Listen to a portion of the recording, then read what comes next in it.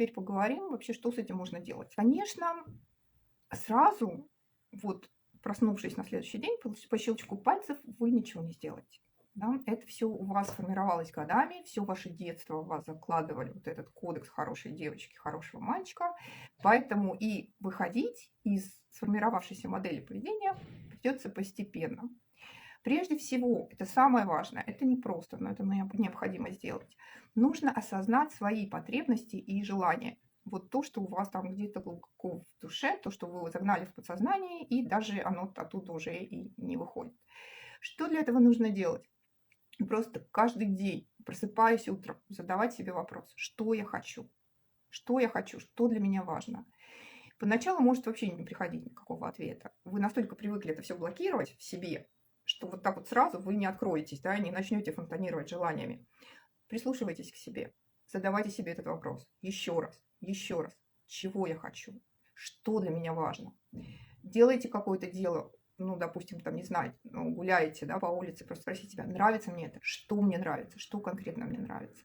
Готовите завтрак, да, завтракайте, обедаете. Что мне нравится? Какая мне нравится еда? Вам нужно просто по крупицам собрать вот ваши желания, ваши потребности, ваши приоритеты, что вам реально нравится. Потому что сейчас вы можете даже не понимать, что вам нравится, что вам не нравится. Вы всегда ориентировались на выбор других людей, на эмоции других людей, на их потребности. Собирайте себя по новой, как конструктор Лего. Ваши желания, ваши мечты. Каждый день, чего я хочу, что для меня важно. И по много раз в день задавайте себе этот вопрос и просто составьте список ваших потребностей, ваших физических потребностей, ваших эмоциональных потребностей. Включите туда вот все, что для вас важно. Вот важны вам обнимашки, допустим, да? Включайте их туда, да? Вот важно вам, я не знаю, там, посмотреть вот этот сериал, там, я не знаю, вместе с мужем, да? Включайте туда. Прогулки, все что угодно, все, что для вас представляет ценность, для вас, не для другого человека. Это важно. Еще, естественно, само по себе здесь напрашивается такая вещь, как установка границ. Будет трудно, потому что границы размыты, потому что вы не отличаете уже, где ваши границы, где границы других людей. Вы как позволяете другим вторгаться к вам, так же и вы, в общем-то, не чувствуя границ, вторгаете в чужие границы. Вас так воспитали. И нужно потихонечку, в каких-то, может быть, начинать с каких-то базовых, незначительных ситуаций, понемногу учиться говорить «нет». Начните с простого, начните с каких-то ситуаций, которые не имеют серьезных последствий для вас. Например, откажитесь идти на вечеринку, на которую вы действительно не хотите идти. Не ходите туда, потому что вы можете кого-то обидеть. Просто скажите «нет». И отсканируйте ваше внутреннее состояние, что происходит, да? Как вы себя чувствуете в этот момент. Вот просто позвольте себе не делать того, что вы действительно не хотите делать, что вы знаете, что вы не хотите этого делать, и вы просто туда тащитесь, потому что вы не хотите никого обидеть. Такого делать не нужно, и постепенно распространяйте вот эти границы и на другие отношения с людьми. Начните с малого и дальше уже расширяйте постепенно вот это «нет» на другие ситуации, на другие отношения с другими людьми. Здесь очень важна поддержка.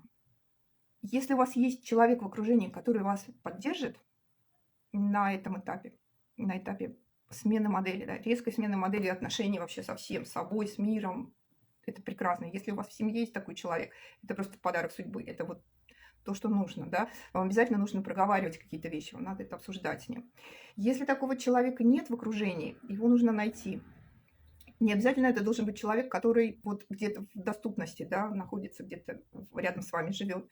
Может быть, это друг какой-то ваш собеседник онлайн, да, с которым вы можете просто проговорить какие-то проблемы, какие-то трудности и получить обратную связь, и получить поддержку, получить понимание. Это очень важно.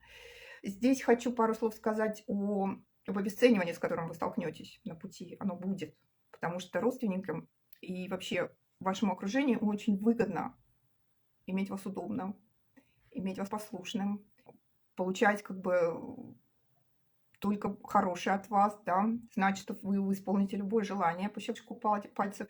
И когда вы начинаете меняться, это вызывает, ну, как минимум недоумение со стороны окружения. Они не всегда позитивно будут, и чаще негативно будут реагировать на ваши перемены, потому что вы другой, вы меняетесь, вы неудобны. Да? И вот на фоне таких изменений, и отношения окружения в том числе, да, к вам очень важно иметь человека, который вас будет поддерживать, вот, несмотря ни на что.